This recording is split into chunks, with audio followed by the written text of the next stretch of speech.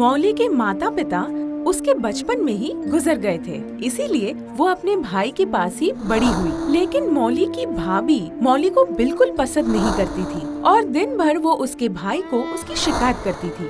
भाभी की बात सुनकर एक दिन भैया ने मौली को घर से निकाल दिया। मौली बहुत रोई, लेकिन किसी ने भी मौली की बात नहीं मानी। मौली बहुत दुखी होकर जंगल में चलती गई।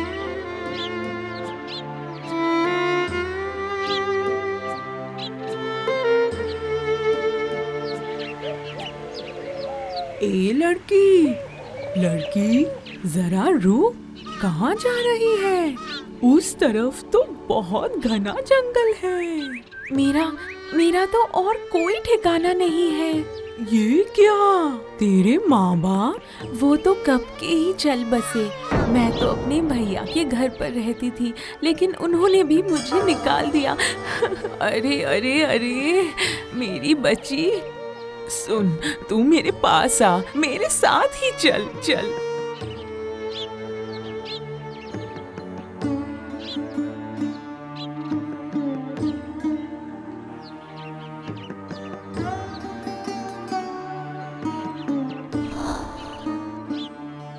ये ले बच्ची, थोड़ा सा पानी और मिठाई खा ले।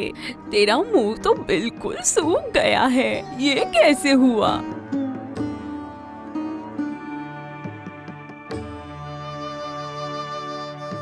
सुन बेटा, मेरा भी तो कोई नहीं है और तेरा भी कोई नहीं है। आज से तू मेरे पास ही रहने वाली है, समझी? अच्छा ठीक है, मैं तुम्हारे पास ही रहूंगी, लेकिन मेरी एक छोटी सी शर्त है। क्या शर्त है? मैं ऐसे ही आपके पास नहीं रहूंगी। मैं तुम्हारे घर का सब काम करूंगी, तभी मैं यहाँ पर रहूंगी। बिल्कुल बिल्कुल, ऐसा ही होगा, ऐसा ही होगा।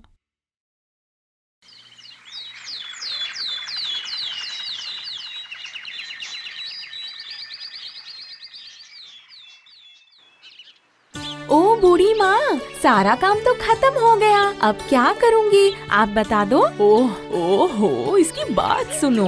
अगर घर पर और काम ना हो तो मैं क्या करूँ? तुझे और काम कहाँ से दूँ? तो फिर तू एक काम कर सकती है। वैसे हमारे बगीचे में बहुत सुंदर सुंदर गुलाब के फूल होते हैं, तू वो सब लेकर बाजार में बेचने जा सकती है। तो फिर वही करती हूँ। ठीक है, वहाँ जाकर देखना, वहाँ 2 रंग के गुलाब मिलेंगे, एक पीला और एक गुलाबी रंग का। उस गुलाबी गुलाब पर हाथ मत लगाना, सिर्फ पीला गुलाब लेकर चले जाना, ठीक है?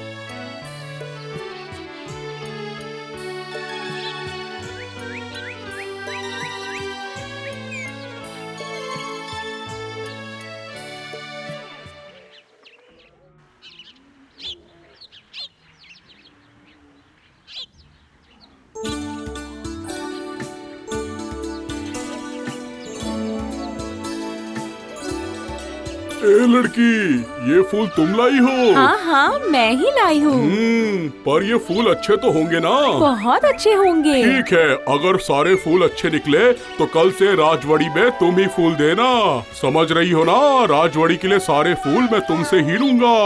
तो कितने फूल होंगे?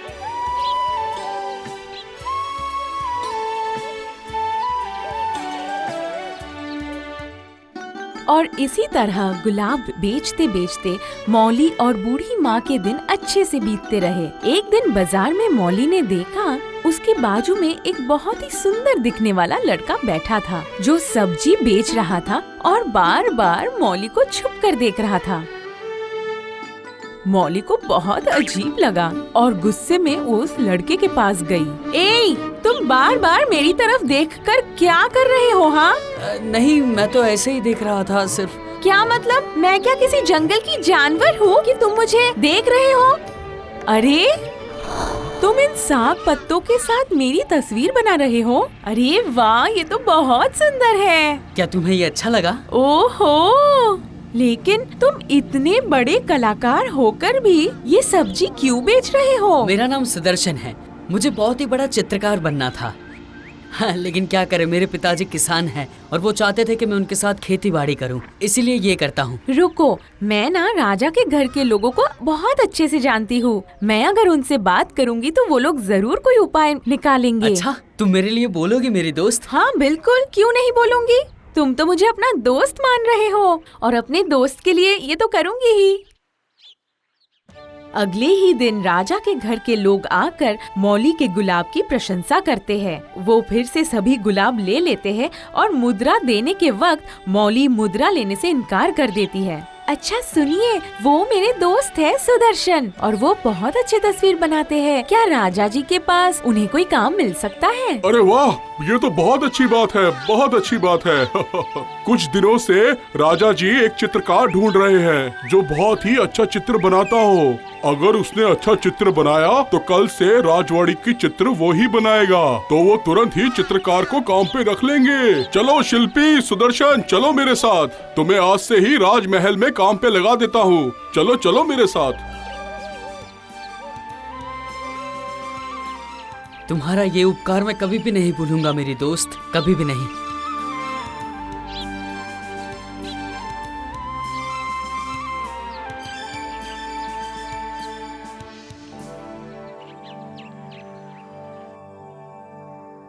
उसके बाद कुछ दिन सुदर्शन बाजार आना बंद कर देता है। ये देखकर मौली बहुत दुखी होती है। मौली ने बहुत दिन तक सुदर्शन को नहीं देखा और उसका खाली मन ये सोचता रहता था कि अगर एक बार वो सुदर्शन को देख पाती। फिर एक दिन मौली सुदर्शन को मिलने राजा के घर चली गई। आप कौन हैं? मैं तस्वीर बनाने वाले कलाकार से मिलने आई हूँ। अच्छा, शिल्पी सुदर्शन। हाँ, पर वो तो बाहर के कोई भी आदमी से नहीं मिलते हैं। आप एक बार जाकर बोलिए ना कि उनकी दोस्त मौली आई है। ठीक है, आप इधर ही रुकिए।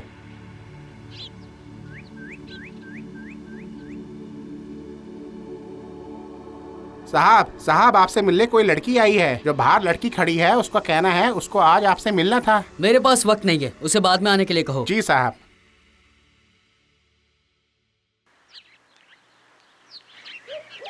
सुनिए, शिल्पी सुदर्शन बोल रहे हैं कि वो आज आपसे नहीं मिल सकते हैं। जब उनको मिलना होगा वो आपके पास खुद आ जाएंगे। अभी आप जाइए, वो आपसे बाद में मिलेंगे। मौली को बहुत दुख हुआ कि सुदर्शन उससे मिलने ही नहीं आया।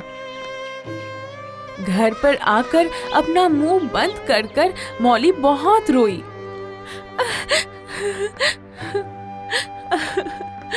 अरे क्यों रो रही है बेटा? तुझे हुआ क्या? मैं तस्वीर बनाने वाले कलाकार से मिलने आई हूँ। अच्छा, शिल्पी सुदर्शन। हाँ। सुनिए, शिल्पी सुदर्शन बोल रहे हैं कि वो आज आपसे नहीं मिल सकते हैं। जब उनको मिलना होगा वो आपके पास खुद आ जाएंगे। अच्छा अच्छा, कोई बात नहीं, बिल्कुल कोई बात नहीं बेटा, रोना मत। तू एक काम कर, मेरे बगीचे से एक गुलाब लेकर जा और उसको देकर आ। तो देने से क्या होगा बूढ़ी माँ? देकर तो आना पहले, फिर देखना गुलाब उसके हाथों में आने से ही वो तुझे कैसे याद करने लगता है। हाँ सच्ची? सच बाबा, बिल्कुल सच, समझी मेरी बच्ची।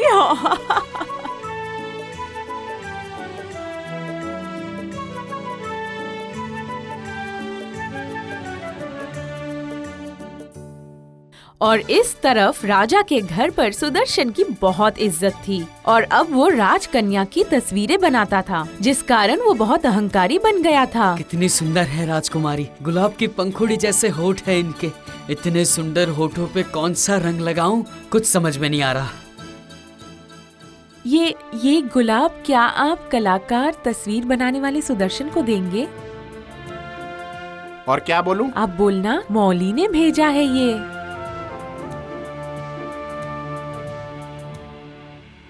शिल्पी सुदर्शन साहब, एक लड़की आपके लिए गुलाब छोड़कर गई है।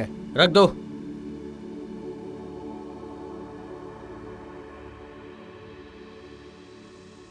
हाँ, यही तो वो रंग है जो मैं ढूंढ रहा था। ये रंग राजकुमारी के होठों पे बहुत अच्छा लगेगा।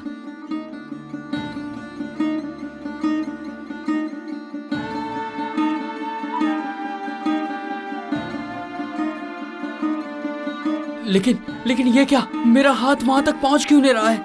ये रंग लग क्यों नहीं रहा है? क्या मैं चित्र बनाना भूल गया क्या?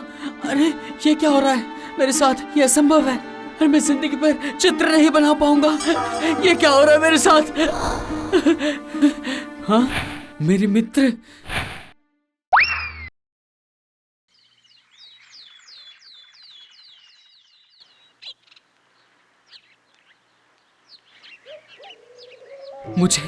मुझे माफ कर देना मेरी दोस्त। अरे ये क्या सुदर्शन, तुम यहाँ क्या कर रहे हो? मुझे ऐसा मत कहो, मैं मानता हूँ कि मुझसे भूल हो गई है। मुझे माफ कर दो, मुझे माफ कर दो। तुम ऐसा क्यों कर रहे हो सुदर्शन? अहंकार में मेरी अपनी दोस्त को भूल गया था। मुझे माफ कर दो। आज कला ने अब मुझसे अपनी कला छीन ली। मैं रात भर सो नहीं पाया दोस्त। मैं आज मान गया कि दोस्ती को भूलकर कोई बड़ा कलाकार नहीं बन सकता, कोई भी नहीं बन सकता। मुझे माफ कर दो, मुझे माफ कर दो मेरी दोस्त। ठीक है, मैंने माफ कर दिया तुम्हें। अब मुझे क्या करना होगा? कुछ नहीं, बस पूरी जिंदगी तुम मेरे पास रहोगी। क्या तुम्हें ये मंजूर है? बताओ ना मेरी दोस्त, बताओ ना, मुझसे शादी करोगी? उसके बाद एक अच्छा दिन देखकर बूढ़ी माँ ने सुदर्शन और मौली की शादी करवा दी। बूढ़ी माँ को लेकर सुदर्शन और मौली बहुत सुखी जीवन बिता रहे थे।